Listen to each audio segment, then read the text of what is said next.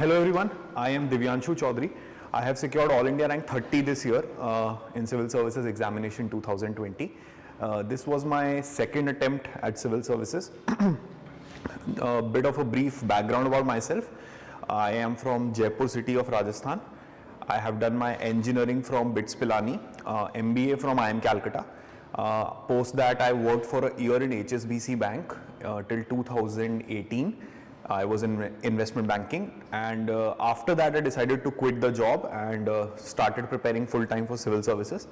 I am also an ORN resident, so I can quite relate to the people who are staying here for their preparation.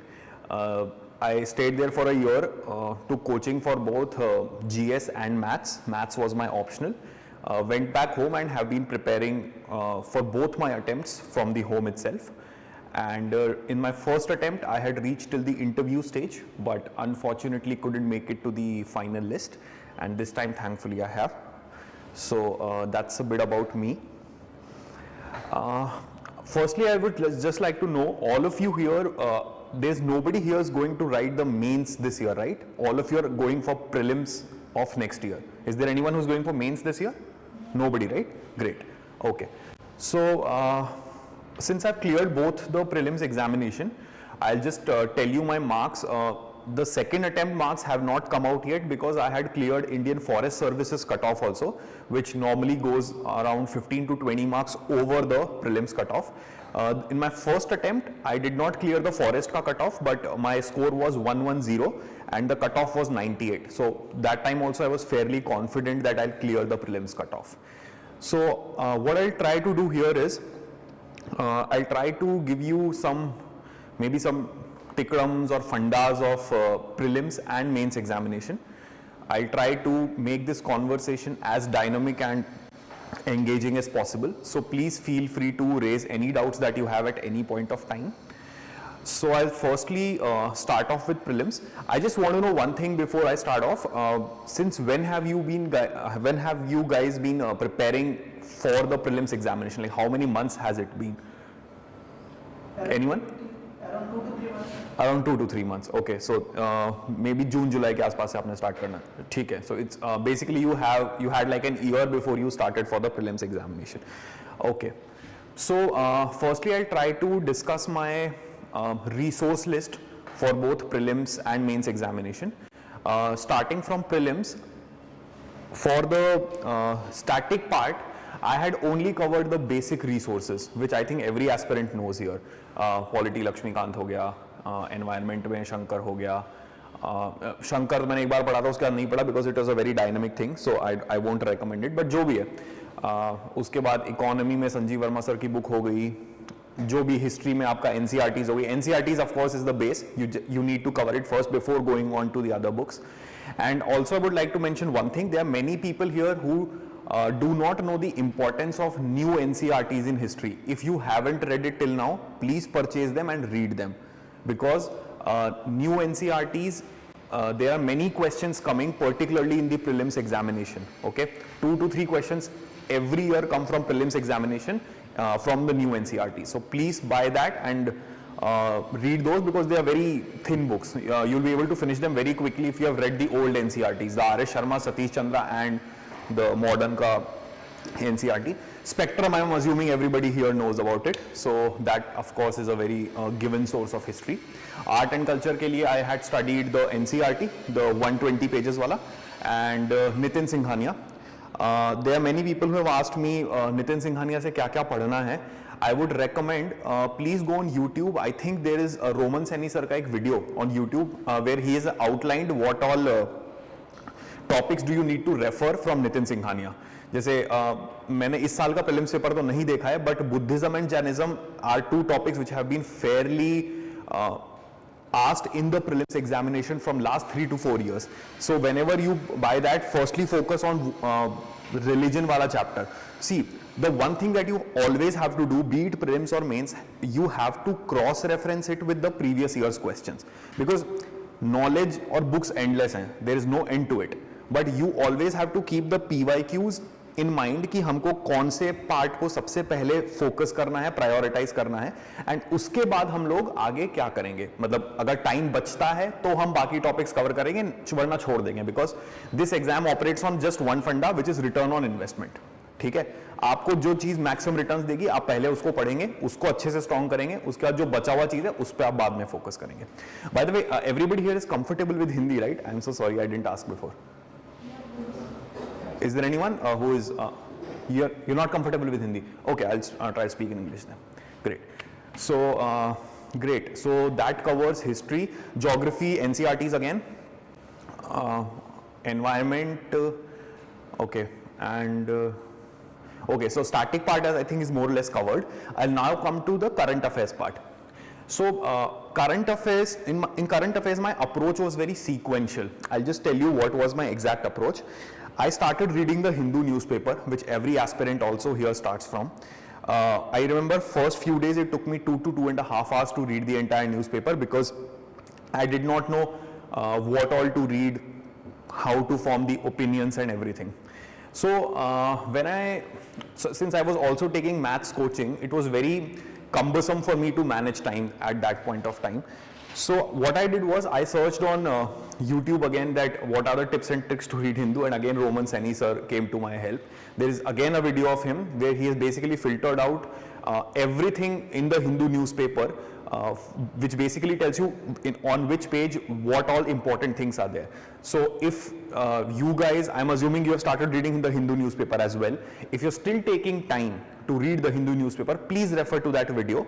You'll be able to cut short your time by a massive amount. I remember in 1 month I cut it down to half an hour, from 2 to 2.5 an hour. Okay, so that was my first strategy for current affairs, because firstly I needed to know what exactly is happening in the country, because I had never read a newspaper before my civil services journey, to be very honest. So when I had started reading the Hindu newspaper, started forming the opinions, that was the first part. Now comes the second part. Okay, so when you read the Hindu newspaper, or be it any newspaper, there is one particular problem in that, which is when you read the editorials or the articles, they are slightly inclined towards one or the other ideology. It depends from newspaper to newspaper, but the problem is, in your actual mains examination, you have to provide a balanced answer. You cannot be inclined towards one or the other side. So I always had to Google the other side as to what exactly will be the counter to this. So when I was becoming comfortable with forming the opinions and filtering out what exactly are the articles or the editorials that are important from a preparation point of view, then I decided to go for the current affairs magazines, which are available in the market, because they already give you a balanced opinion, and at the same time the various pointers, particularly from a mains examination point of view. So, कोई भी आप उसमें even if you see any article or news there will be certain pointers. For example, cause effect solution format is normally the one that is followed. So that was my strategy, that firstly I should read the Hindu newspaper, then I'll go to current affairs magazines, which is important both from a prelims and mains point of view. Now comes the third part. See, current affairs magazines also do not cover the entire current affairs of a month, because ultimately they are also like what, 115 pages booklets. They cannot give you the entire current affairs of a month. So this was when I decided that now I'll go to the third part, which is jotting down the daily current affairs, which is provided by various websites. You can refer to anyone. I am not asking you to refer to a very specific website.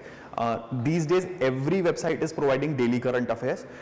Now the knowledge that you used in the Hindu newspaper to filter out what exactly is important for you will now be utilized here, where you will know that this is important from a prelims point of view, this is important from a mains point of view. So this is how you make current affairs ke holistic notes, which basically requires the current affairs magazines and the daily current affairs, which are included in your notes. Talking about note making, I did not have separate booklets per se for GS 1, 2, 3, 4. 4 normally does not have current affairs, so I would suggest GS 1, 2, 3. Whenever I used to write down a news, I had the syllabus in front of me. I used to mention the news and write in brackets GS 2 or GS 3. It's a very fluid division also. You see, it's not very airtight. So depending on you, if you need to have separate notes for yourself, you can do that. I had just one copy and I used to mention GS 2, GS 3. So whenever I used to revise for my mock papers, when I had cleared prelims and was writing mock papers for mains, at that time I used to see the paper wise distribution of my current affairs notes, and that's how I decided to use them in my answer writing.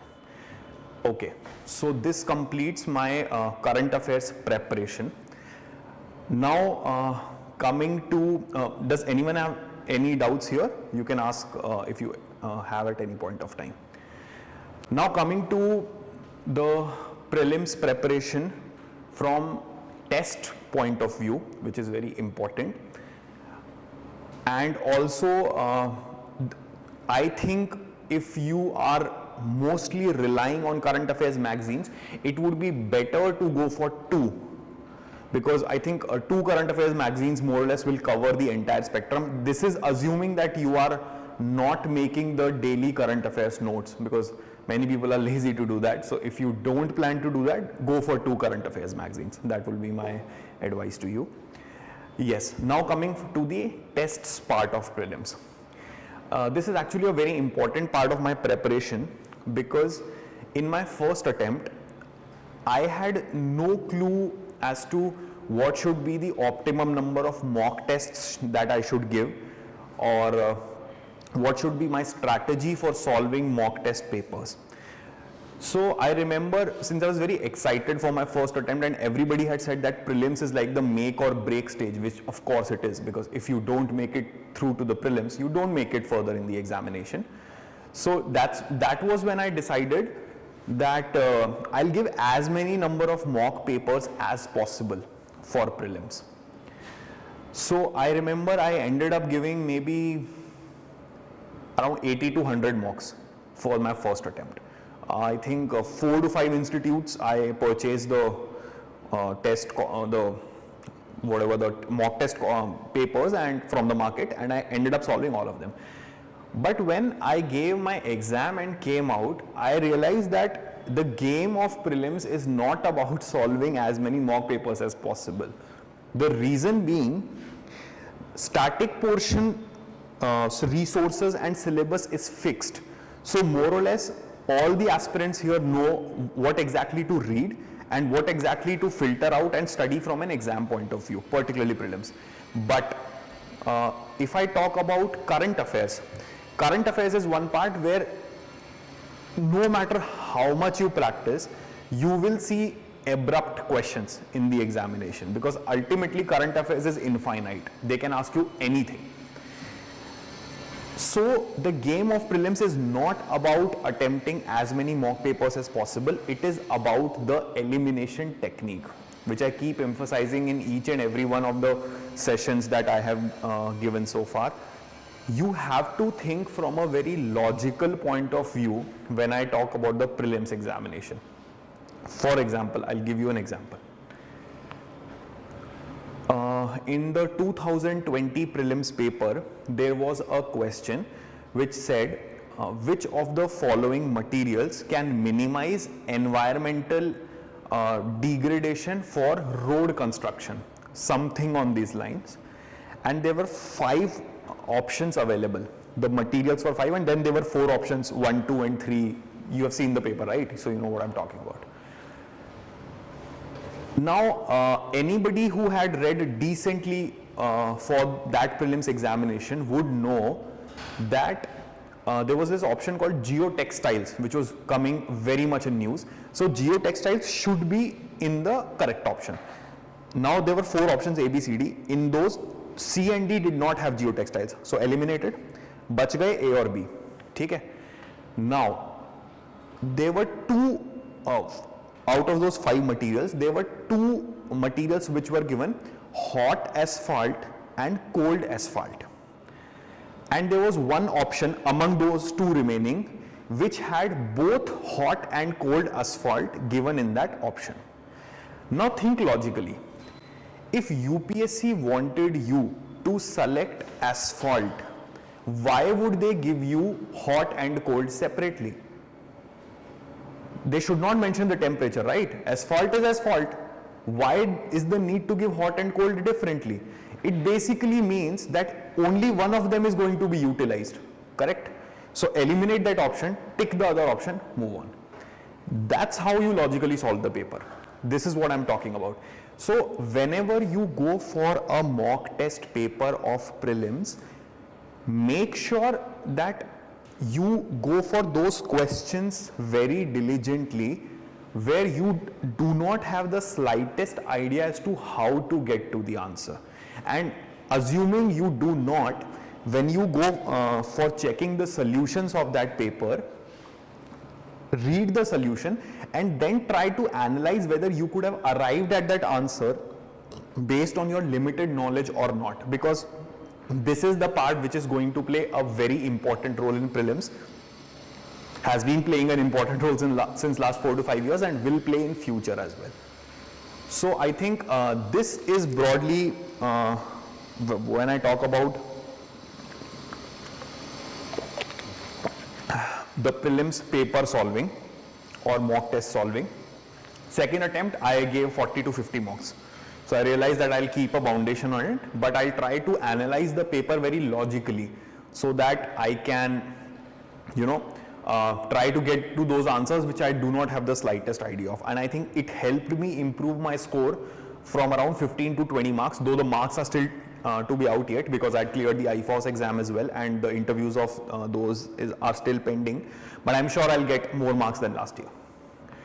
So this is about the solving. Also a few theorems which you can use is, for example, science and tech. Science and tech there are many questions which say what are the potential applications of, let's say, artificial intelligence. They give you 5 options, tick all and move on. Normally in science and tech, all is broadly the answers to such questions. Similarly, there's one more theorem which I can give you. Please, so whenever there's a question, let's say amongst the following statements, select the correct ones, and you see absolute words like no, not, never, all. If you do not have any idea as to how, if you do not have any idea about that option being correct or not, cross it out. It won't be in the answer, because mostly in UPSC examination, absolute statements never occur in the correct answer. So I'm not saying that you should follow it diligently every time. You should use your knowledge as well, but I'm giving you some fundas where if you do not have the required knowledge to solve a question, this can help you get the required marks. I still remember 2020, lot of questions came from agriculture. It was like the hot topic that year, that agriculture has taken a massive boost this year. And apart from, I think there were some 10 to 12 questions, and apart from like 1 or 2 questions, I managed to solve all the questions of agriculture correctly based on this approach.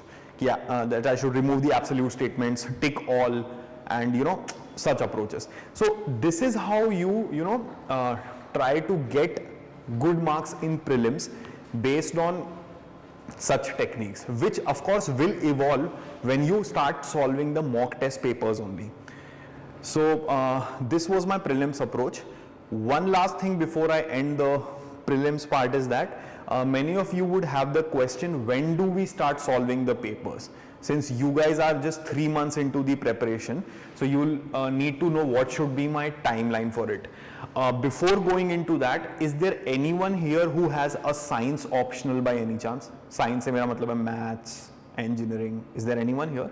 May I know your optional, please? Maths. Yours is maths. Okay, mine is maths as well. Anthro is fine, I guess. Anthro to ho jayega. You also have maths. Okay. So I'll just talk to the other people and then I'll tell you the maths one. So for the people who do not have any science optional, normally what I've seen is that humanities optional get covered in 4 to 5 months, at least the first round. Okay. So right now my strategy to you would be, since you are already like 2 to 3 months into the preparation, first focus on your optional really well, because it's going to give you the massive returns when I talk about the mains examination. Once you are done with like 1 reading of your optional, then go for, assuming you have started reading the static books at least now, Then go for, practicing or rereading those static resources and start giving sectional tests of prelims. For example, economy, if you have read the static part, give economies test. So in that way, you will be able to revise it really well, because if you have in your mind that next week I have to give one test of economy, so you will revise whatever sources you have. That way you will get good marks in the test also, you will analyze your mistakes also, and it will help you, revise the paper really, really well. So this was my strategy, because I started giving sectional tests in I think December in my first attempt, and this was my overall strategy, that there were sectional tests of polity, so I used to read Lakshmikant first, then I used to give the test and then analyze it. So this was my broad strategy for the starting of the prelims test series, and I continued this till like 2 months, maybe Jan or Feb, and my prelims was on June 2, I remember. So I started giving the current affairs papers from, let's say, March, because March, maybe Feb mid, I would say. So finished off those papers in like 15 to 20 days, and then I started preparing full time for prelims. I gave like 3 to 4 months for my first year solely for prelims, because first attempt you have a slight fear that if you would make it or not.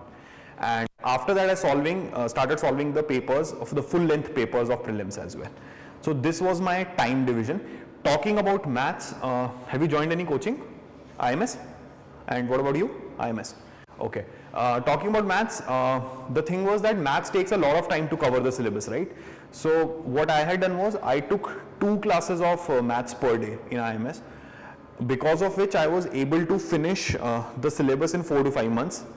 And also I had not taken all the classes. For example, there are some very easy topics like LPP, differential equations. So I had prepared them by myself only, numerical analysis. So I had only gone for some important parts of mathematics, because of which I was able to finish in 4 to 5 months, which I think is the normal time for humanities as well. So I was able to catch up that way. So yes, this was broadly my preparation for prelims. Now I'll talk about mains. So after prelims, right now we see the gap between prelims and mains is reducing every year. I remember in my first attempt it was 100 days. This time it came to around 93, and this time I think it's in the 80s if I'm not wrong. So irrespective of the idea that you are clearing the prelims confidently or you are in the red zone, please do not wait for the result. That is my first advice for you, because if you wait for the result, you will end up wasting some good 15 to 20 days, and 80 days if you wasted 20 days, you know the result of mains already. Okay, so irrespective of you are clearing it or being in the danger zone, start preparing for mains from the next day or the second day itself. Now talking about mains preparation, see, I think the beauty of mains examination is that it has the minimum number of resource base, because prelims, the current affairs is infinite, as I already told you, but in mains the current affairs, though again is infinite, but then you can predict the mains question paper based on previous year's question paper. I'll give you an example here as well, 2 examples in fact. World history, as I saw through the papers of last year's, has just 1 question, that too it comes every alternate year. 2019 it came, 20 it didn't come, this year it's going to come. So assuming that you guys are going for mains in the year 2022, keep world history as your last priority, because mostly you're not going to get a question from world history. And even if you get, it's only 1 question. So think about the return on investment thing again. Keep it for the last. Do not focus it in the first go. Okay. So this will be my first advice to you. Number 2. Naxalism again is a topic which is repeated every year or every alternate year maybe. So you can always expect a question on internal security from either Naxalism or money laundering or things like that. So what you do is prepare sort of like 1-pagers for these topics, which basically should be in the format of, if I have to talk about Naxalism, what are the causes of Naxalism, what has been the impact, and how you can solve this problem. And in solution, you can go for various approaches, that what is the approach of the government, what should be the approach of the locals, what should be the approach of the people who are in the Naxalism and trying to give it up. So this is how you prepare a topic very holistically. And when the question comes in the exam, it is going to be the same question. They are going to ask you Naxalism, it just will be of like an active passive thing, but the content remains the same. There is no change in it. So the only thing that you have to do in the examination is to restructure your answer in such a way that it meets the demand of the question. That's the only thing. The content remains the same. So this is how you should start building your notes in such a way. I am really hopeful that in Shriram sir's are already being given those notes in a very lucid fashion. So all you need to do is just underline the important things in those notes. Try to make a framework like I already told you, and based on that you can try writing answers for your mains examination. So this is how you start off. Now mains again has two parts: static, current. Static, same resources, no change at all. The ones you referred for prelims are the ones you refer for mains as well. In fact, in the mains examination, the list even grows very narrow, because you don't have to read Nitin Singhania now. It is a very prelims oriented book, you don't have to read it for mains. The only things you have to read very diligently for mains are NCRTs, be it geography, be it history, and whatever sources you're referring for polity, just go for that. Please do revise the class notes. They're very, very important. I have got questions in both my attempts from class notes, so it is very important to revise them as well. Please do that. So this broadly covers your preparation for the static part. And now I'll talk about the current affairs part. I think the topic that I talked to you about, for example, the Naxalism and all, the basic funda of this thing is that you always keep your previous year's question papers in front of you and try to cross-reference those topics based on your understanding as to which one can come in the examination. So there are multiple topics. For example, poverty is one topic that is repeated almost every year. You have to prepare poverty. Now, the only thing is, how will you prepare poverty? So for that, the current affairs magazines give you a good framework. They'll give you data. They'll also give you very holistically, I would say, flowchart, diagrams and everything, which you will need to use in your answers, which I'll be coming to in a moment, how to write answers. And so current affairs magazines come in very handy there. And as I've already told you, they give a very balanced opinion. And in mains, you have to write a balanced opinion until and unless it is very evident that the question is tilted towards one side. Because in mains paper, most of the questions say critically discuss. Critically means you have to write both sides. Okay, so I'm giving you the key words here. I'll talk about the answer writing strategy also in some time. So this is how you prepare the current affairs portion. Okay, you take PYQs, you cross-reference them with the topics that have been coming and repeating every year from the UPSC syllabus. You prepare one-pagers for them. If you have the class notes well and good enough, you already have that. And use the current affairs magazines to build a really solid base for current affairs. So this is broadly my preparation for GS. I'll talk about the answer writing part now, and after that I'll talk about the essay preparation as well. So yes, now coming on to the answer writing. There are many people here who would have the doubt when to start answer writing, because in many of the institutes' websites we see daily questions are being posted for answer writing, right? I did not do any answer writing before my prelims examination in both the attempts, and I'll tell you the reason for that also. For answer writing, one basic thing that you need is content. You guys do not have the content right now. You only have been into the preparation 2-3 months. You know what topic is being taught about, but you haven't memorized them yet from a mains perspective. So this 99% of the candidates only do when they cross the prelims examination. So trust me, you will not find a difficulty in answer writing even if you start it after prelims. Okay, so there is no need to get worried that everybody is doing it, I should also do it. There is absolutely no need. I'll just tell you some very basic pointers of answer writing which you can find in any toppers YouTube videos as well. There is no addition that I'll be giving you, but if you want to, you can just hear them out. Some basic fundas would be, you have to write in intro, body, conclusion format. I think everybody here would have heard of this format. You would have written your university examination papers also in such ways, I guess. Intro, body, conclusion format is more or less paramount if I talk about the mains papers. Talking about them separately, introduction should basically give an idea to the examiner as to this guy knows what he or she is talking about. Normally, if you're able to give a data point in the introduction, it really enriches your answer. I'll talk now about the data point part.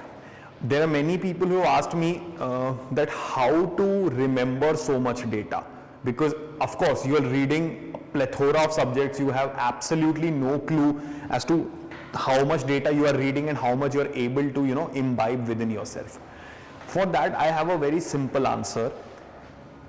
The most basic data that you read, for example, there is a question on agriculture, let's say. I think most of the people here know that agriculture contributes to 16 to 17% of our GDP. I think ये एक चीज है जो यहाँ शायद काफी लोगों को पता होगी. Even if you write that in your paper, which is a very common thing, you will get an edge over people who do not write it. There are n number of people who do not even mention that basic data in your answer. So what I'm trying to tell you is, there is no need to make a copy of data which basically only has data and flow chart diagram and everything, because it will be tough to memorize. Let's be very honest about it. So just try to remember the basic data. For example, India's literacy rate, sex ratio. These are data which you come across daily. If there is a question on poverty, you can write how many number of poor people are in India, because you will keep rereading again and again in various sources. So that gets imbibed in your head. If you think that you are still very bad at memorizing data, please have a basic data list of all these parameters. But if you feel that by reading and again rereading, you will be able to remember some of the data points, there is absolutely no need to go for such a ruckus. That would be my advice to you. So that completes the introduction part. Introduction can, apart from data, can have the definition of any term. For example, in ethics there is a term called emotional intelligence. So normally the question on EI comes every year. So emotional intelligence, the definition everybody knows. They can go for it, write it, and if possible you can give an example also, very short example, because ultimately the introduction should not exceed like 4 lines. That would be my advice to you. 3 to 4 lines is enough for an introduction. Now I'll come to the most important part of your answer writing, which is the body part. In body part also there are few certain pointers which I think you should remember. Firstly, please write in the point format. The reason I'm saying this to you is because if you write in the paragraph form, the examiner who is checking your answer copy does not have more than a minute or 1.5 minutes to check it. Let's be very honest. You need to give him answers based on various pointers, depending, so that he gets an idea that you actually have different dimensions in your mind related to the answer. So there is this approach.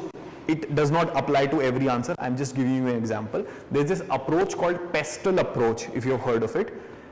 It is a very important approach, particularly in the essay paper, which I'll talk about in some time. It basically means, PESTEL is basically political, economic, social, technological, all these dimensions. So try to incorporate your answer in this PESTEL approach so that the examiner gets an idea that you have a broad idea of what you are talking about. Okay. This of course does not apply in every answer. There will be some static questions also. There will be some questions related to a particular topic also. But if there is a question which appears very vague to you, for example, I remember 2019, my first attempt, there was a question based on representation of women in Panchayati Raj.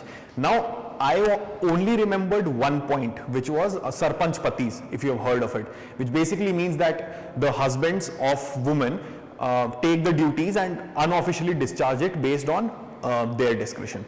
So this was the only point I knew, but then I applied this pestle approach as to what is the political angle to it. For example, though they have the reservation, but still the reservation is not being implemented in a very strict manner because of which this is happening. Then the economic angle or the social angle. The social angle would be if the husbands discharge the duties based on their wives, there will be no scheme implementation particularly related to women and children, because the women, if they are given the power, they will be able to exercise it more responsibly towards the vulnerable sections of the society.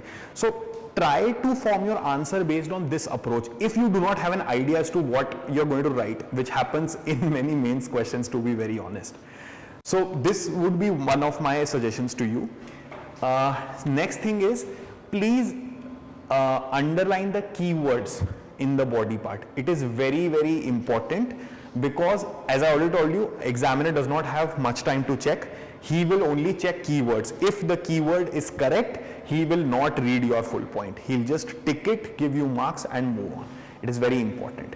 So underlining the answer is very important. You have to take like 10 to 15 seconds after every answer to do that, which I'll also tell you is a very humongous task, because in mains paper you have to finish 20 questions in 3 hours. It basically means you have to write really, really fast. But you have to take time to underline the keywords. You can do it as you go along. What I used to do is when I used to finish up an answer, I used to underline and then move to the next question. It can be your strategy based on your discretion. Third point, you have to try to include diagrams, flowcharts, bar graphs, etc. in your body part. Why I am trying to tell you this is because, again, the examiner is getting a lot of copies. Everybody is writing theory. His mind is lost. If he sees a diagram, he will think, fine, this guy has a broad idea of this. Diagram is very important, particularly in the geography paper, which is GS1. Draw India's map, draw the globe, or whatever is asked in the question. For example, this year there was a question based on India's iron ore industries. And what I had done was, I had drawn the map of India and shown where are the iron ores located in India. So basically he knows that this guy knows what he's talking about, and also it will lessen the need of your content. If you see, if you're making a diagram, of course it will reduce the space which is available for you to write the answers. So this will also give you a healthy edge, that you don't have to write a lot now. You have already, used diagrams as a source to communicate to the examiner that you know about the question. So this is how try to do this. And talking about flow charts, that is also very important. For example, I'll tell you this year, in history there were 2 questions, question 1, question 3, basically GS1, the first question and third question. The first question talked about rock cut architecture.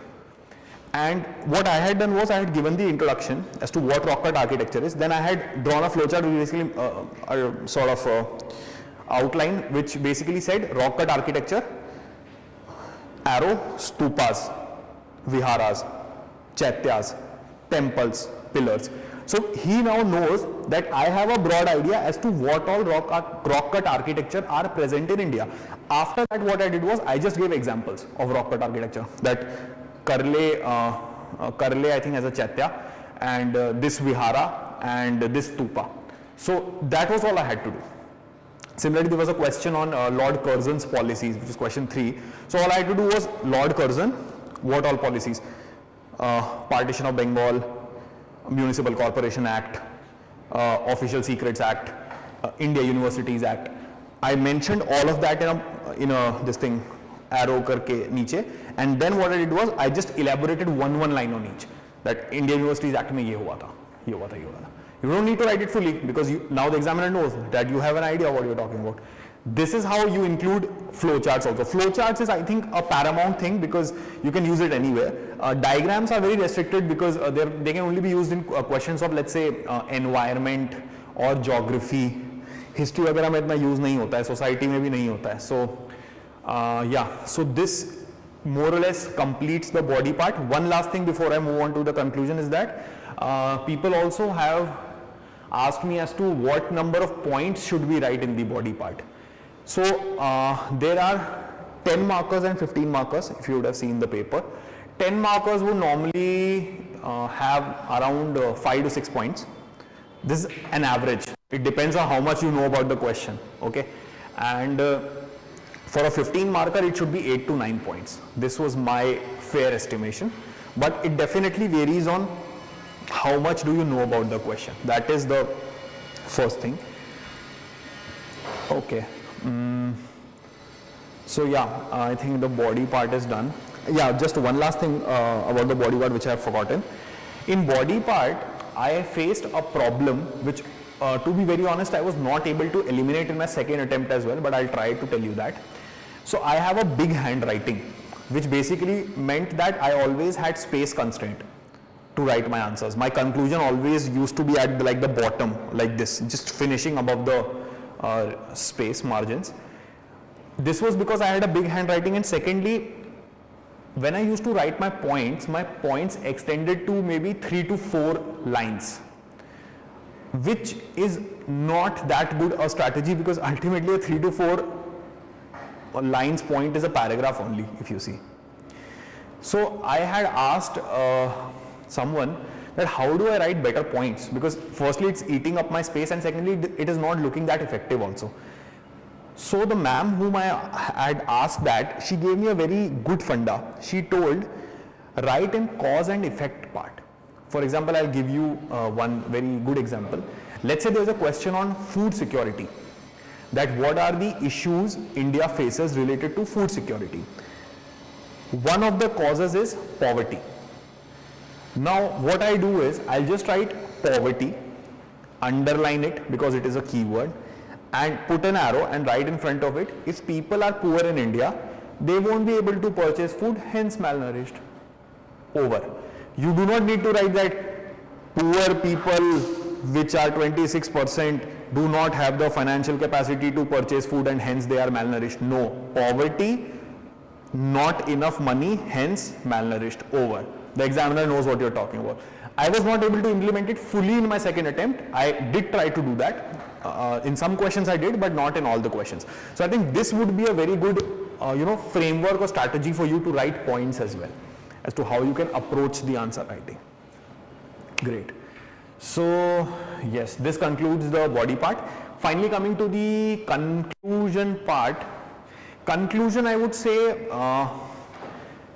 I was also not very good at writing the conclusion, because in some papers you get very tired writing the mains paper, to be very honest.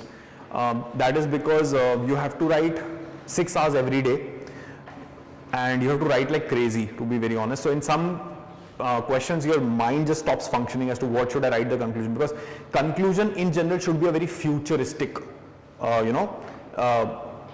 futuristic approach honi chahiye, and it should give sort of like a ray of hope to the examiners, that the guy is looking forward for a positive change rather than just cribbing about what are the issues.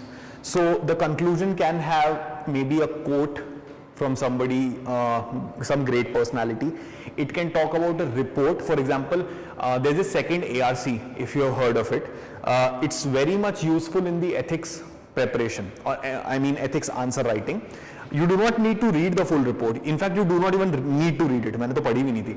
But second ARC talks about everything that is possible in the ethics paper based on a civil servant's perspective. It will have various values like empathy, neutrality, objectivity, compassion, all of that. So whenever you write an answer based on some values of ethics, in the conclusion, आँख बंद करके you can write second ARC report. Report also recommends that and give some recommendation. Even the examiner hasn't read second ARC, but writing second ARC and underlining it will give you an edge over other aspirants. This is the key. Okay. Similarly, Niti Aayog strategy for India can also be mentioned. I'm just giving you some fundas as to what reports you can write. You can write SDG goals. I really used SDG a lot, because SDG goals are very wholesome from various perspectives like health, education, environment, poverty, whatever. So you SDG goals as well. So these are some of the things that you can use in your conclusion to make your answer a really effective one for the examiner. Great. So this concludes my mains preparation for GS. I'll now talk about the essay preparation as well. So in essay, what I did was, in my first attempt I wrote 5 tests. In my second attempt I wrote only 3 tests. Got 129 in the first one, 136 in the second one. In my both the attempts I did fairly well. Second attempt really good, because this time the marks in essays have not been high. So 136 is a really good score this time. So I'll just talk about what were my strategies for essay. Essay writing, I think, is one paper which seems easy, because firstly you don't have to write here in point format. It basically shows your flow, and you have like 11 to 12 pages to express your viewpoints about a particular topic. Secondly, essay, there is no separate preparation per se for essay, because essays will have common topics like agriculture, health, women empowerment, education, etc., which basically you are preparing from a very GS perspective as well. So when you have the content for GS ready, only that, after that go for essay. Do not start writing essay before you have finished the syllabus. Essay should be after the GS preparation. But again, there were some sources for essay that I also referred to. One very important source was, so again, PYQs. Many topics were getting repeated. So firstly I'll tell you the structure of essay paper. Part A and Part B, there are 2 parts. Every part has 4 essays. From the last 3 to 4 years, in Part A, all the topics that are coming are philosophical topics, or ethics based topics, GS4. Those topics you cannot prepare beforehand. You have to go in the exam and write the essay then and there itself. So I'll talk about how to do that. The Part B is the part which basically has the common topics which I have just talked about: agriculture, health, education, etc. So what I had done was, saw the PYQs, basically made 1 pagers or 2 pagers for every topic, including quotes. I had googled some quotes from the internet of various personalities, and hence these quotes and whatever thoughts of such personalities really helped me in my essay paper. So this was my preparation for the Part B of essays. Okay. Talking about Part A, you do not, as I already mentioned, you cannot prepare for it beforehand, but this is where the pestle approach that I talked to you about comes in very handy. Because in philosophical topics, nobody has a framework of how to write the essay, because everybody is like, how to write this. Here the pestle approach comes in very handy, because it will show to the examiner that you have an idea of various dimensions, political, economic, social, technological, etc., of an essay, which will give a very holistic picture to the examiner. I'll give you my topics that I selected for writing essay in both the attempts. In my first attempt, there was this topic of about something related to having the courage and dedication to move forward. So I wrote a lot of examples. For example, I started from the example of Dangal movie. I am assuming everybody here has seen it. Geeta Fogart has gone to the bottom. She works hard, rises back and wins the gold medal. I'll talk about the importance of anecdotes also after this. So this is how I started the essay. Then coming on to the pestle approach, I used various examples. For example, I think political I used the example of Mr. Lal Bahadur Shastri, who learned from the mistakes of 1962 Indo-China war, prepared our army well, and hence we were able to defeat Pakistan in the 65 war. So I'm just giving you various examples. Whenever you read your GS course, you will get to know what examples I'm talking about. Similarly, economy, social. I talked about Jack Ma, Alibaba also. If you've heard about Jack Ma, he has seen a lot of struggle throughout his life before he made it big in Alibaba. So I wrote about Hima Das as well, who had at that time won 5 gold medals consecutively, coming from a very humble background and everything. So give real life examples in pestle approach. That will give a very good you know, picture to the examiner. And I also remember I talked about myself. Yes, I talked about that. Giving personal examples in both essay and ethics paper are really, really important. In this essay, Courage and Dedication, I had written that I used to be like an average student in my engineering days, but then I, you know, started fighting back. I prepared well for the CAT examination. I scored really, really well, and hence I was able to score really well because I had the courage to get back up and prepare do very hard work and prepare holistically for the exam. So if you give personal examples, it will give a very good indication that the person is not just giving bookish examples per se, which I think everybody would be writing in the examination, because everybody knows about the pestle approach and they will be giving examples. So there is no unique thing in it, but if you are able to give some personal examples, I think that will add value to your answers, to your essay. Yes.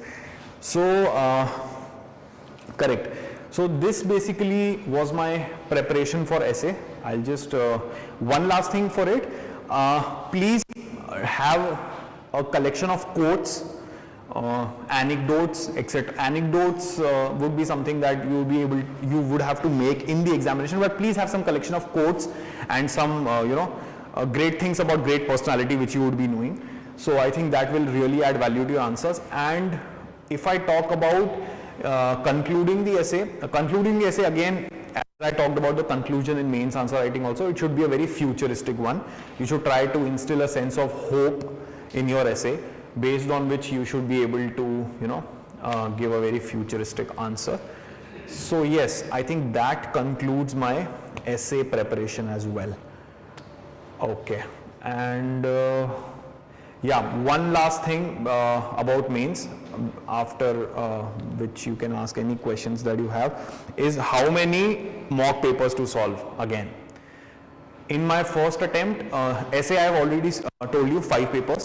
In my first attempt, I had absolutely no clue how to manage maths and GS very well, because maths takes a lot of time, to be very honest. So I wrote only 7 papers that time of GS, which basically means approximately 2 papers for each GS. This time I had some more time in my hand, so I wrote 14, which basically were kitna ho gaya? 3 to 4 papers per GS ho gaya. So I think this much number of papers is enough for GS, because ultimately it boils down to how well you are addressing the demands of the question that is being asked. Again, giving a lot of mocks will not help you, as it did not help me in the prelims part that I have already told you. But giving a basic number of mocks is necessary to inculcate all these parameters of answer writing that I have told you. Because if you do not give mocks, you cannot go in the examination thinking that I'll be able to finish 20 questions in 3 hours, which is a humongous task in itself as well. And secondly, if you do not have practice, you won't be able to include the diagrams, flowcharts, underlying the keywords, all the tickdums that I have given you. Okay, so you need to practice it beforehand, and I think then only you will be able to do good in the mains examination. So yes, this was my overall strategy for prelims and mains examination. If you guys have any questions, I'm open to that.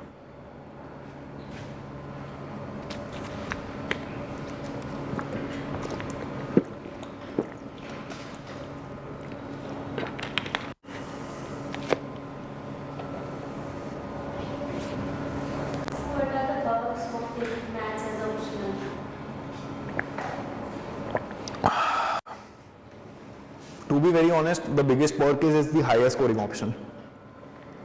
Like, it's evergreen, it's the highest scoring optional, but again, it has a downside to it. If you have not done well in the examination, you will not be in the list. That is for sure, because maths, unlike other options, is more tilted towards a binary marking. Means if you do not get your answer correct, you are not going to get good marks. But if partial marking hoti hai, wo nahi bol raha main. But as compared to humanities, if you do not do well in the maths examination, more or less you are not going to get selected. So it is very important to practice more and more of maths. If you are able to practice well and replicate that in the examination, you will get 300 plus. That's my advice to you.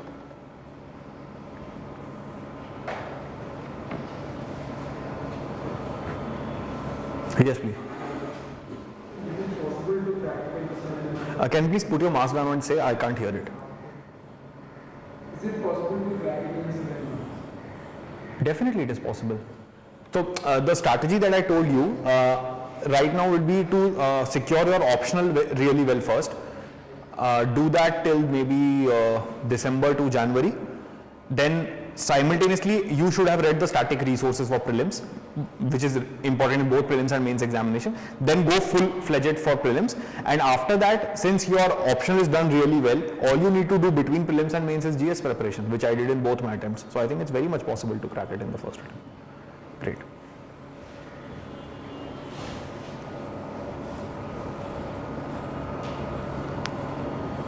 Sir? Yes. Sorry, I can't see you. Is there any specific way to enhance our marks in ethics? Ethics. How do you do it? Okay. In ethics, there was this one book that I had purchased. It's a book called Decoding Ethics by Mr. Mudit Jain IRS for my second attempt. In my first attempt, I had actually not scored well in ethics. So this book actually is I found it to be a very good source because they basically give you one question, one topic, then they give you a previous year question and the solution for that, and there are also multiple examples in this book. So basically they cover a topic very holistically before moving on to the next topic. So this book I think really helped me this year. This is for the static part. For the case studies part, what I did was, there were only two things that I did. Firstly, I used to, whatever test series that I had opted for, I used to go through the model solutions of that to basically get an understanding as to how to approach it.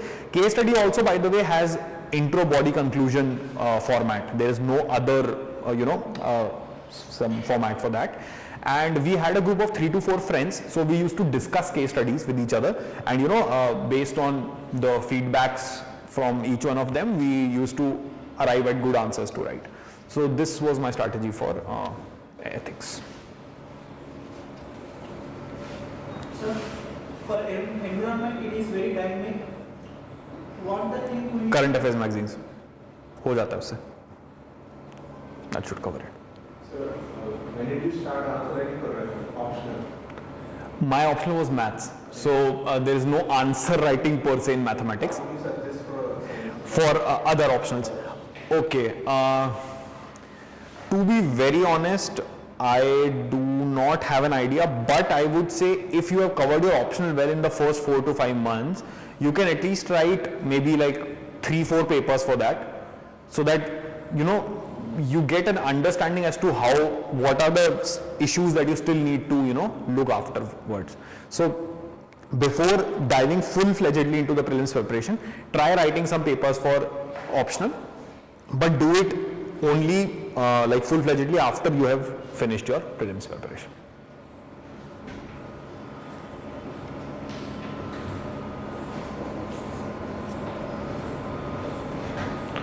Oh, sorry. Should we prepare any proper notes for prelims? I don't think there is a need. I used to underline the important notes, important points in my static resources. So I did not prepare any proper notes for prelims per se. I just revised the books again and again and the current affairs magazines that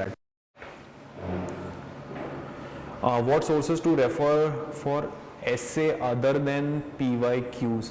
So as I already talked to you, there will be some value addition material which you will get from various coachings. So I think that will give you the one-pagers that I talked to you about of various topics like agriculture, health, education, etc. So I think I use them for my preparation. Some say that we should write plain and simple in GS mains, but some say that we should use, no, you should write plain and simple in GS mains because there are two reasons for this. Firstly, if you use jargons and technical words, there is a possibility that the examiner won't understand it, because the people who are checking it are also very they also expect simple answers from you only. They don't need some shosha from you. Secondly, when you are writing 20 questions in 3 hours, your subconscious will not allow you to reproduce words which are technical jargons unless you have prepared really, really well, which is a case with like maybe some 5 to 10 people all over India. So whenever the question comes, underline the keywords in the question, and when you start thinking, you'll always think in simpler terms only. So you have to write in simple terms only. That's the key. Okay, this is done. What if a person has been average or below average guy and hasn't made substantial? What kind of examples are better? Yeah, I just gave you an example of myself. You can use any example. For example, I talked about Jack Ma's Alibaba. He has been a very simple person throughout his life, but then he made big because he always wanted to do something very well personally. So I think it can be done. There's no particular issue. Sir, how did you approach your preparation? Did you do topic-wise prep of syllabus or subject-wise? I did subject-wise. My preparation was based on subject-wise preparation. How many months current affairs does one need to focus on? 1 year. Will having PSIR optional given? Yes, it will give you an edge. Yes. This is something that I want to talk about since I had maths optional, so I could not link it to the GS part. But if you have a humanities optional, you can definitely use your knowledge in the essay part. So that will really help you both in essay and GS. When should we give mains test series? Should it be full length or sectional?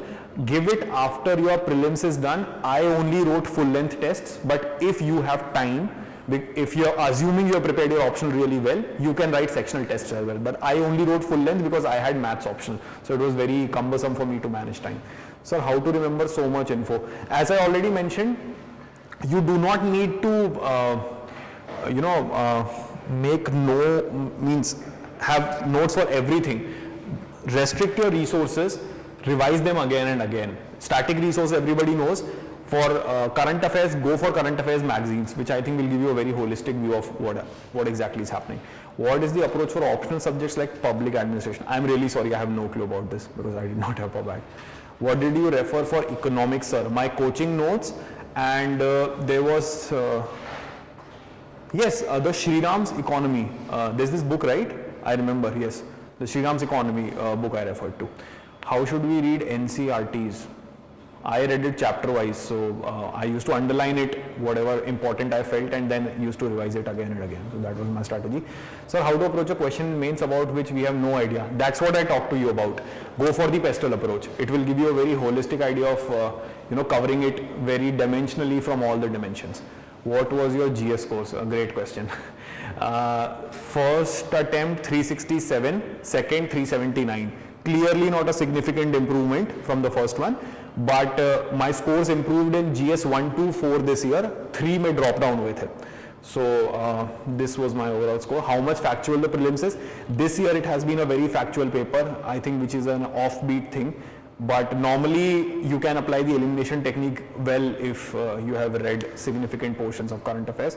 Did newspaper reading help you? It definitely helped me because it helped giving me opinions about each and everything that is happening, and then I went to the magazines and the daily current affairs.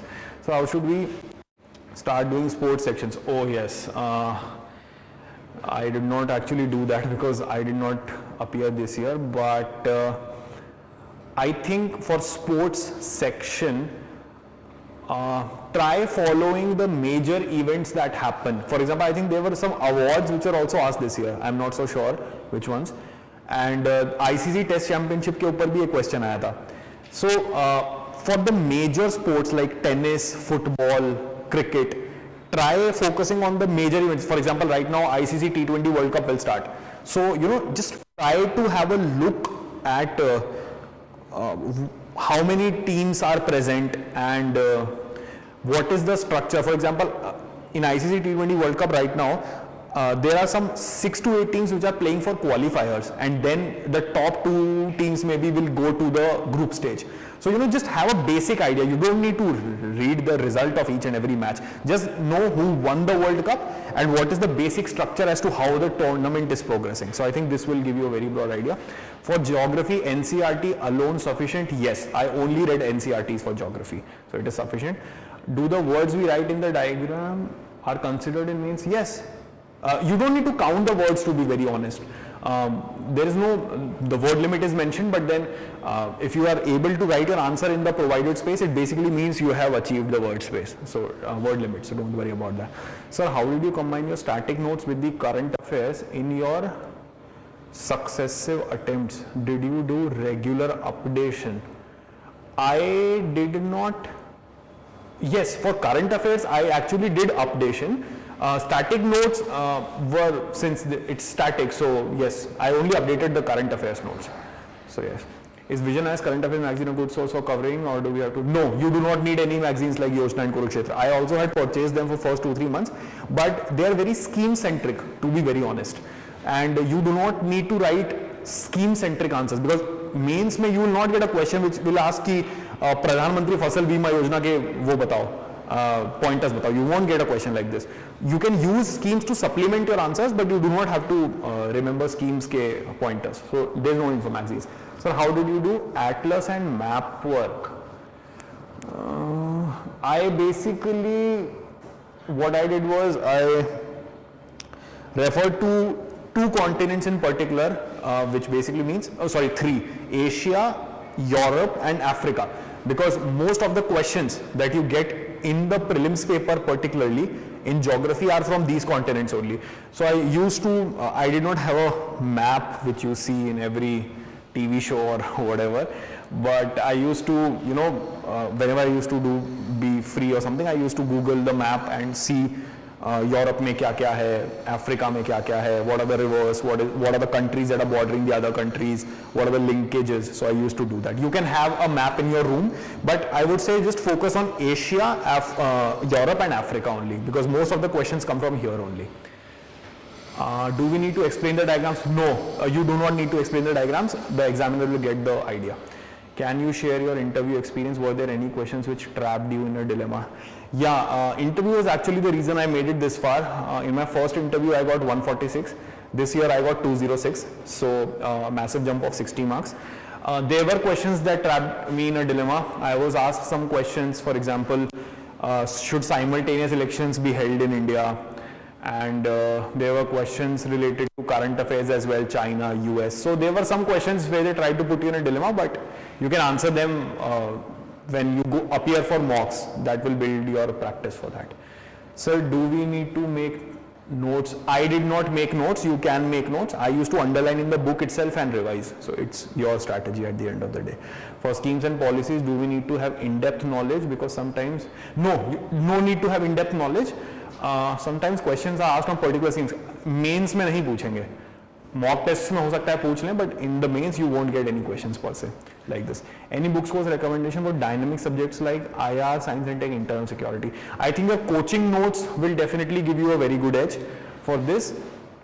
Apart from that, I think there can be some value addition material which you can find online. And as I said, you can make one-pagers for each and every topic based on the syllabus and the previous year's question. That was my first strategy.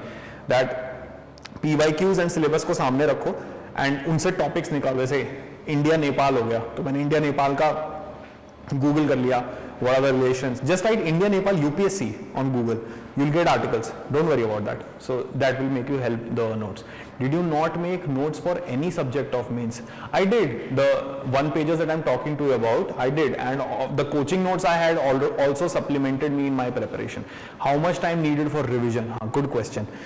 For revision, prelims, I would say you'll need maybe a month or 2. Only for revision I'm saying. That is assuming your prelims is on June? Yeah. So I'm assuming you have to finish all your test papers, static, current, everything by, let's say, April mid. That would be my timeline to you. So you'll need around 1.5 months to just revise for prelims.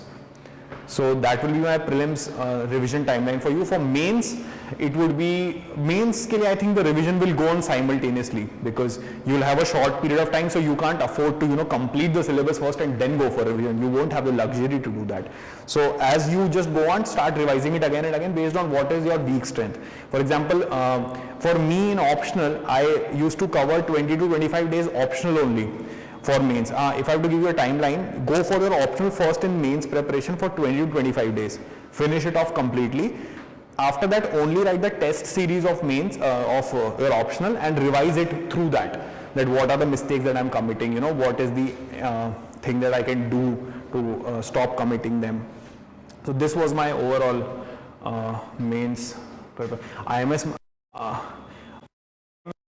but you need to supplement it with books as well. So you can refer to book list given by various toppers on their blogs. If we go topic by topic, Will that be a good approach? Yes, topic by topic is a good approach. I have a problem in, but okay, I am really sorry. I do not have any strategy for CSAT because I had cracked CAT before, so I cannot help you with that. I'm really sorry. So did you refer to Lakshmikant for mains also? Yes, it is important for both prelims and mains. So I refer to that. What will you suggest according to your study pattern daily, like how one should follow everyday magazine? Magazine I used to read like for 1 or 2 days in a month because it's a monthly magazine. It can be covered in 1 or 2 days. And apart from that, newspaper you have to cover daily. There is no exception to that. Apart from that, I used to revise my optional or my GS or whatever I had. How much have you scored in optional? 285 this year. What used to be your daily routine? 6 to 7 hours of study after I had finished coaching. During the coaching time, it is very tough to handle because I used to attend 8 to 9 hours of coaching every day. So after that, I used to study 6 to 7 hours a day. Did you refer to Spectrum for modern history? Yes, I did. Can we prepare for UPSC with already? Yes, you can do that. No issues in that. So do you use economic survey and budget full volume? No, only the summaries. You do not need to go for full volumes. It's only summaries. Okay. Yes. How did you do with revision? Like, you study the whole subject, you revise daily basis or Weekly. Used to do it weekly. Yes. So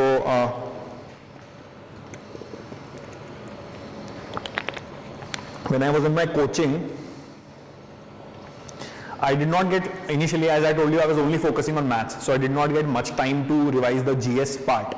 So I used to do weekly revision of what has been taught in my coaching.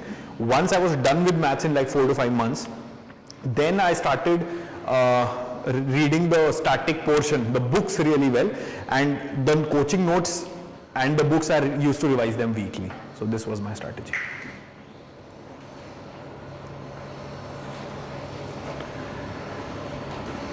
Great.